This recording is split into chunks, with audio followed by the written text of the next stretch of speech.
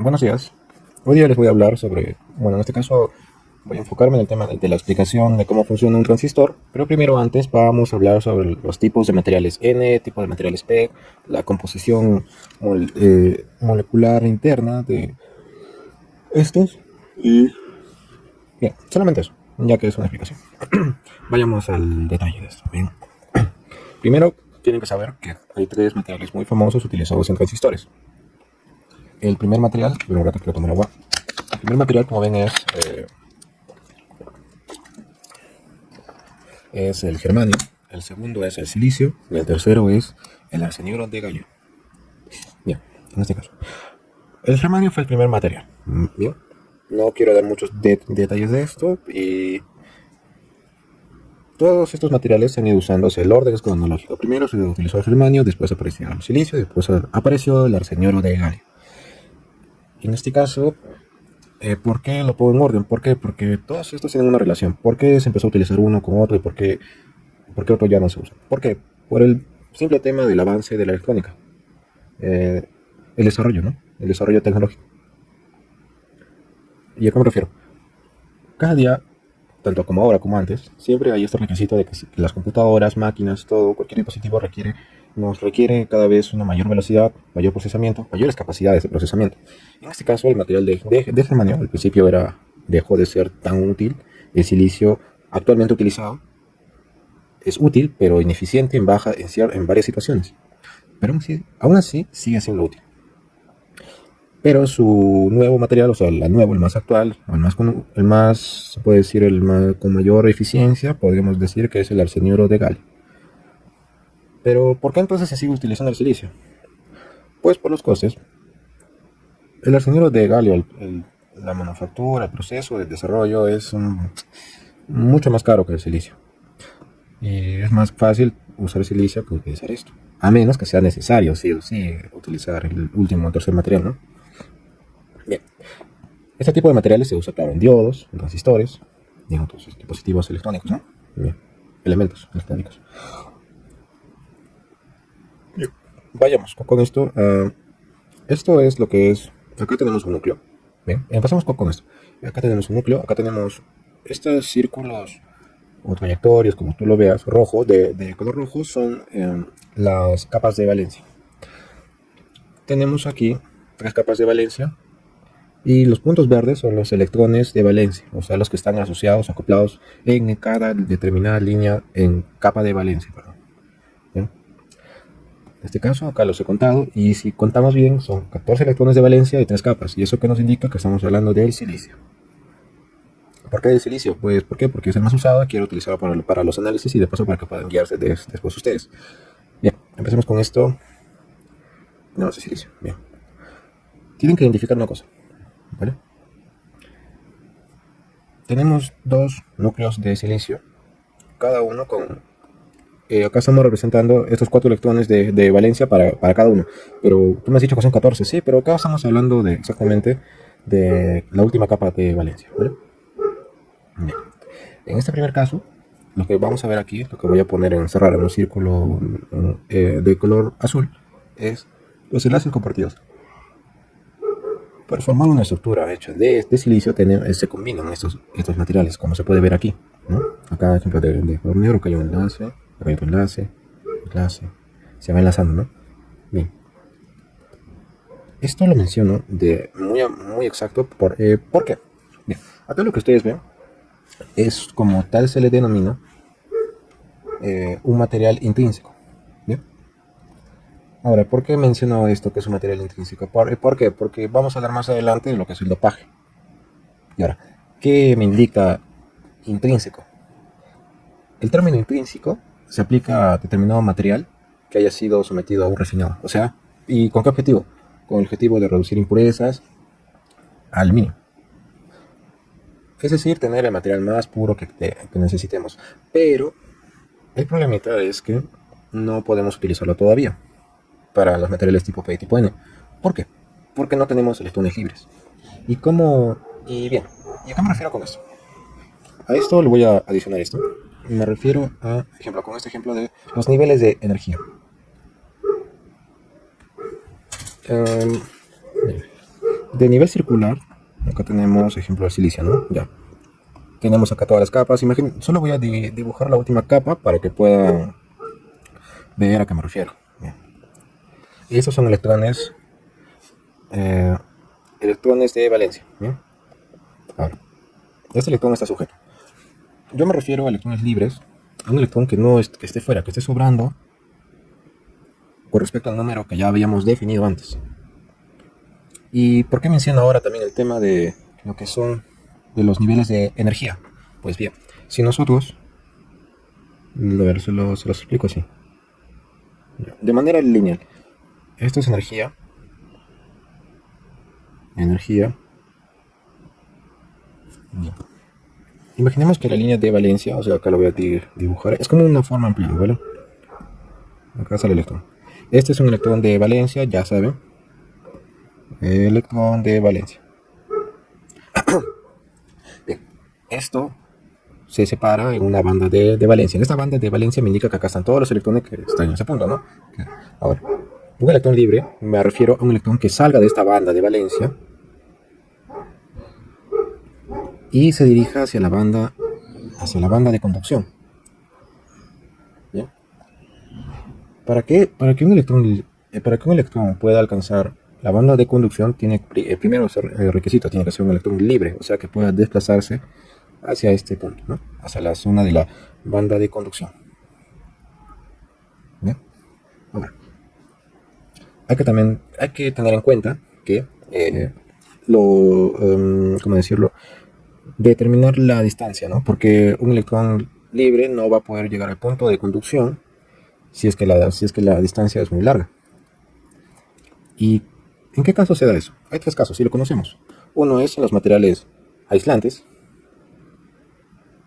los semiconductores y los conductores. Bien. Este espacio lo voy a denominar como de distancia, ¿vale? En los aislantes la distancia es muy grande, pero es muy grande. Por ello es que los electrones son incapaces de llegar a la capa de conducción. Por eso es que el aislante no permite, no hay como, se usa para cortar, ¿no? Como una protección. No hay flujo de corriente en el material. En los semiconductores, en cambio, sí hay. O sea, sí hay una conducción, o sea, sí hay un flujo de electrones, pero bajo ciertas limitaciones. ¿Y por qué? Porque es como que los llevamos al límite, ¿vale? Los llevamos al límite, ¿por qué? Porque vamos a utilizar a los semiconductores para poder hacer un control de si quiero que pase o no quiero que pase. Si quiero que pase o no quiero que pase, ¿no? Los electrones. Y los conductores, ya directamente, como se darán cuenta, la distancia interpreta lo que es cercana a cero, o sea que fácilmente pueden llegar a la capa de conducción. Bien, ahora, vayamos a los materiales tipo N. No, esperen. Bien, ahora, tenemos el mismo caso anterior explicado de átomos de silicio. En este caso, los átomos de silicio no han sido dopados. Y ahora voy a explicar qué es el tema de dopaje. El dopaje prácticamente es ingresar un átomo que tenga esta característica, que sea pentavalente. Es decir, que tenga 5 enlaces de valencia. ¿Y por qué? Bien, imaginemos que yo... A ver, voy a mover esto acá. Bueno, primero, ¿qué materiales son los usados muy famosamente para esto del dopaje, ¿no? A estos materiales se los conoce, son primero lo que es el antimonio, el arsénico y el fósforo. En este caso vamos a tratar lo que es el antimonio, Sb. Voy a duplicar esto, aquí. No, voy a borrar esto. Ajá, y de frente, ¿eh? Esto ya. Manejable, más manejable. Bien. Voy a cambiar esto de silicio por... Ya no es un átomo de silicio, ahora es un átomo de antimonio. El átomo de antimonio, en la última capa de valencia, no tiene 4 electrones, sino tiene 5 electrones. Ahora, uno dirá, entonces, cuando yo lo que es el tema de los lo que son los enlaces, los electrones compartidos. En este caso, los voy a poner acá de color negro. Tenemos acá uno, acá otro, aquí otro, aquí otro, otro, otro y acá otro, ¿no? Bien, acá otro, ya, acá otro. Si se dan cuenta, para el antimonio, bien, si se darán cuenta, tenemos un electrón que está de más. Este es un electrón libre. Y este electrón libre va a ser justo el electrón que vamos a necesitar más adelante. ¿Por qué? Porque con este electrón vamos a poder aplicar esto. Lo que es llegar a lo que es a la banda de conducción. O sea, ya aplicar lo que es un material tipo N. Y entonces, ¿qué es un material tipo N? Un material tipo N es un material en donde se aplica un dopaje y se tiene lo que es un electrón libre. O sea, acá tenemos prácticamente, como decirlo, es como que es como que se le aplica un átomo donador, ¿ya? Un átomo donador. Bien. Entonces, en el material tipo N tenemos un exceso de electrones, ¿no? Ya, si así lo quieren interpretar. Bien. Ahora, en el caso de los materiales tipo P,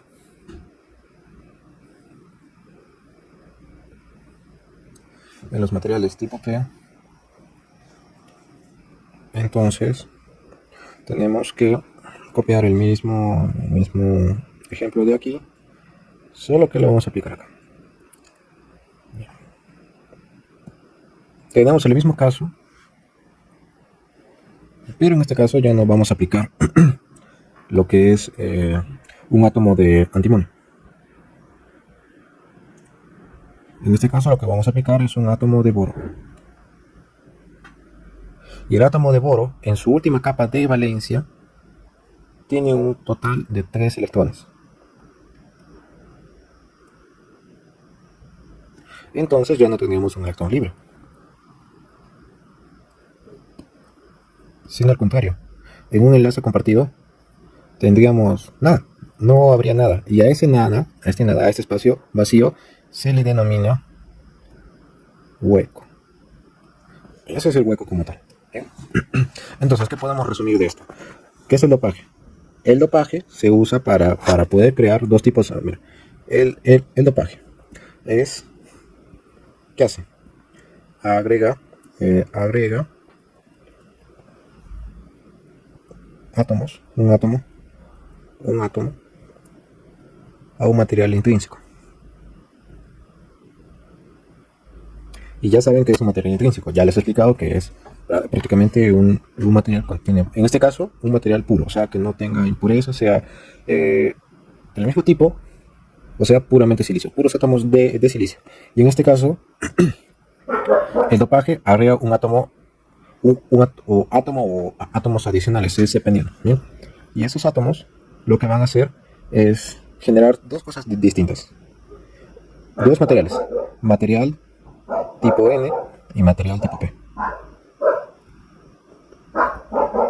En el material tipo N se usa lo que es el antimonio como general. En el material tipo P hemos usado lo que es el boro. En este caso, lo que tenemos que tener en claro es que para el material tipo P se va a dar este tipo de característica de un exceso de electrones o electrones libres, ¿no? Y en el material tipo P, al contrario, se da se da el término de hueco. Que ustedes ya saben, hueco se refiere a enlaces compartidos en donde no hay un electrón, en donde falta un electrón, o sea, está incompleto el enlace. Bien. ¿Y por qué menciono esto? ¿Por qué? Porque acá se va a dar la explicación que es el flujo de electrones. Bien. ¿Hacia dónde fluye? Miren, inicialmente los electrones, se asumía que los electrones, o sea que, por ejemplo, la corriente, si tienes una batería, ¿ya? Una fuente, una resistencia, una carga, cero, ¿no? Se asume que el flujo de la corriente va de más a menos, ¿no? Bien. Eso es cierto, sí, pero solo por convención. ¿Y a qué me refiero con convención? Me refiero a que, como digo, en el principio se creía que la corriente iba de más a menos, pero después se descubrió no me acuerdo por estudios de átomo internos, se descubrió esto, mira. Si se dan cuenta, a ver, les voy a poner este ejemplo. Imagínense que tienen un material tipo N y un material tipo P, ¿vale? Ya. O hagamos esto, miren, este mismo material, acá. Imaginemos que aquí en el boro tenemos lo que es un protón, aquí en el extremo. Acá hay un electrón, y acá en el silicio tenemos electrones, ¿no? Bien. Acá, el efecto del hueco, o sea, el hueco lo que va a ocasionar es que se va a tratar como que si fuera un protón, ¿no? O sea, como no hay un electrón, lo que vamos a entender es que el electrón, su flujo va a ser, su flujo real, se descubrió que el flujo de electrones va de lo que es de la izquierda a la derecha. O sea, ¿a qué me refiero en este caso? Está yendo en este sentido. El electrón viaja en esta dirección.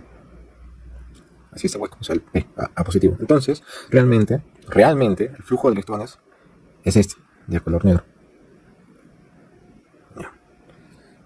Pero entonces uno dirá, ¿pero por qué entonces en todas las fórmulas se sigue aplicando, ¿no? Que el flujo, el electrón, la corriente viaja en este sentido, ¿no? El otro, en el sentido de color azul. Este. Pues claramente porque hasta antes que se descubra realmente cómo viajaban los electrones, había lo que era este problema se desarrolló lo que son los modelos matemáticos, fórmulas, análisis matemáticos, físicos, de lo que es en gran parte el área de la electricidad.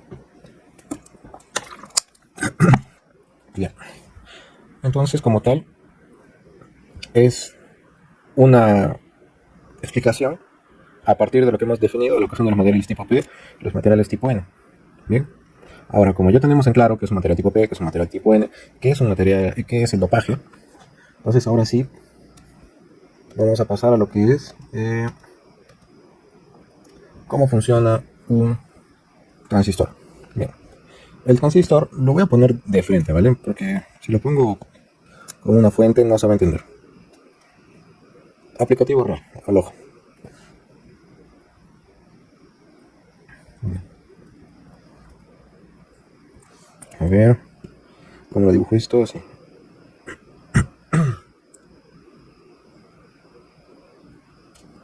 Este va a ser tipo P, tipo N, tipo N. Ah, ya, ok, espera. Ya, esto de manera sencilla porque eso ya se entiende. El material tipo PNP, o sea, cuando te digan a ti transistor tipo PNP o NPN, tienes que entender esto. P significa esto, ¿no? PNP. Es súper sencillo, no hay mucha lógica con esto, pero lo bueno es que ya entienden por qué, que es P, que es N, o sea, en este caso sería NP. Bien, acá el ejemplo, ¿no? De una fuente, más o menos. Aquí todos están interconectados. Lo que acá les estoy poniendo como tal es... acá tengo que poner una carga, definitivamente. Bien, este es el colector, este punto. Estoy poniendo este puntito para indicarles que este es el colector. Este es el emisor.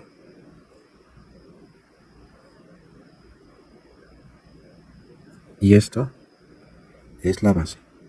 ¿Y por qué les pongo estos puntos? Porque quiero que entiendan que todo esto de acá, que estoy resaltando, es esto. Lo que ya les he definido en el video anterior y ahora otra vez. Es, como tal, como es idealmente internamente un transistor. Dios mío, ya. perdón, no sé si es muy horrible. Este, ¿no?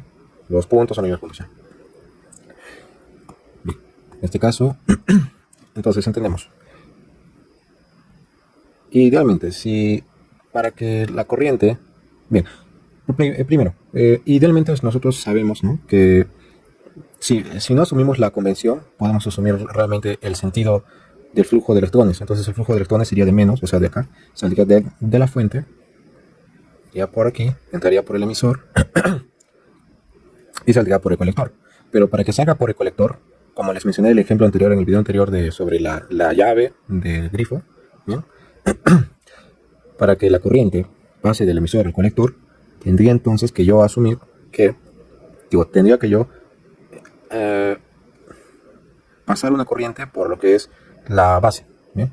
Bueno, o sea, para que se active. Cuando pase corriente por el terminal de la base, entonces la corriente que sale, que va del emisor, va al colector. Ahora, es el caso opuesto para el material tipo PNP. En el material tipo PNP es lo opuesto, es el mismo sentido opuesto, ¿no? Y ahora, como ya entienden que es un material tipo N, un material tipo P, ya entienden acá, bien, se pueden dar cuenta de algo.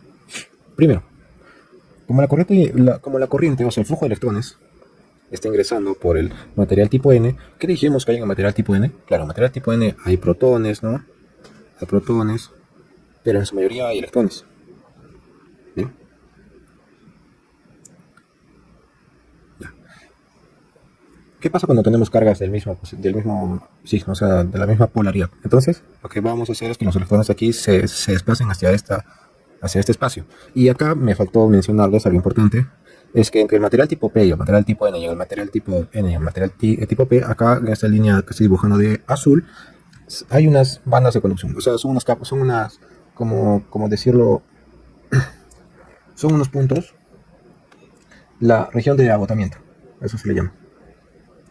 Bien, en la región de agotamiento, aquí lo que nosotros vamos a tener mucho cuidado, porque para que la corriente circule, como les dije, la corriente de la base va a tener que, como decirlo, va a tener que haber una corriente de base como tal, ¿no? Bien. Y si se da esa corriente de base, la corriente, o sea, el flujo de electrones que está en el material tipo N de aquí, va a pasar por el material tipo N que está en la parte del colector. ¿Bien? Y del colector va a salir la corriente y va a llegar de nuevo a source, ¿no? O sea, a su determinada fuente. Pero ¿a qué me refiero con esto? En el material tipo P tenemos lo que son huecos, ¿no? Y en el material tipo N tenemos un exceso de electrones.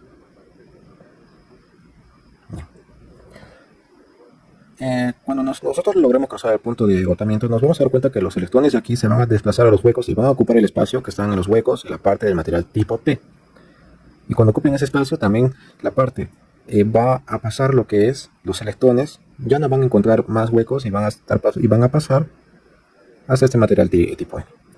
Y en el material tipo N, si se darán cuenta, ya no hay huecos, también hay exceso de electrones. Entonces, ¿qué es lo que va a pasar? Lo que va a pasar es esto, que la corriente va a poder circular, el flujo de electrones va a poder circular libremente. Y eso solo se va a dar si es que hay una corriente en la base. Bueno, en este caso la corriente de la base sería en este sentido, ¿no? Claro, porque mire. Quiero que me entiendan. A ver, ir atrás.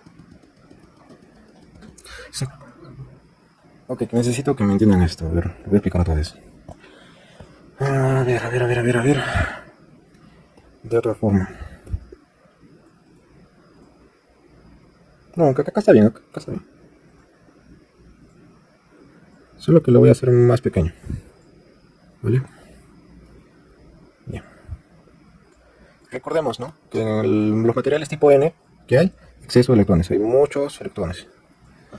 Recuerden, primero para el análisis, solamente para ese análisis, vamos a utilizar la convención real de hacia dónde es el sentido del flujo de electrones.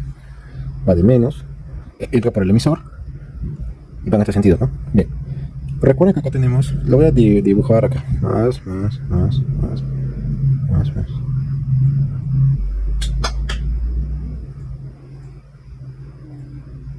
poquito más.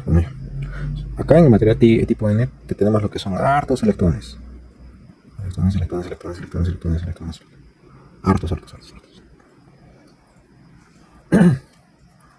Bien. En la otra también tenemos hartos.